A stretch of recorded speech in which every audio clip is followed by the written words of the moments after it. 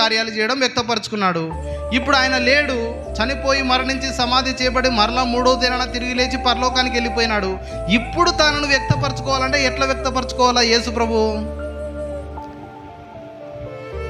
సంఘము ద్వారా వ్యక్తపరచుకోవాలనుకుంటున్నాడు. హల్లెలూయా, హల్లెలూయా. అర్థమవుతుందండి? క్రీస్తు దేహం ఇప్పుడు ఏంటంటే సంఘమే క్రీస్తు దేహము. సంఘము ద్వారా దేవుడు లోకానికి తెలియపరచుకోవాలనుకుంటున్నాడు. దేవుడు ఎటువంటి వాడో ఎవరు చెప్పాలి? ఇప్పుడు లోకస్తులకు ఎవరు చెప్పాలండి? దేవుడు ఎటువంటి వాడో లోకస్తులకు ఎవరు చెప్పాలా? దేవుని ప్రేమని ఎవరు చెప్పాలా? దేవుని స్వార్థని ఎవరు చెప్పాలా? లోకస్తులకి సంఘమే చెప్పాలి. అందుకే దేవుడు ఏం చేసినాడో తెలుసా? ఇది క్రీస్తు మర్మము. ఇదే సమిష్టి క్రీస్తు అంటే.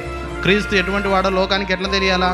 క్రీస్తు లేడండి, యేసు ప్రభు ఇక్కడ లేడు. ఆయన ఎటువంటి వాడో లోకానికి తెలియాలా? ఎట్లా తెలుస్తుంది? సంఘమే లోకానికి చెప్పాలా. హల్లెలూయా. కనీసం మనం బతికున్నంత కాలం ఒకరికైనా సువార్త చెప్పాలా?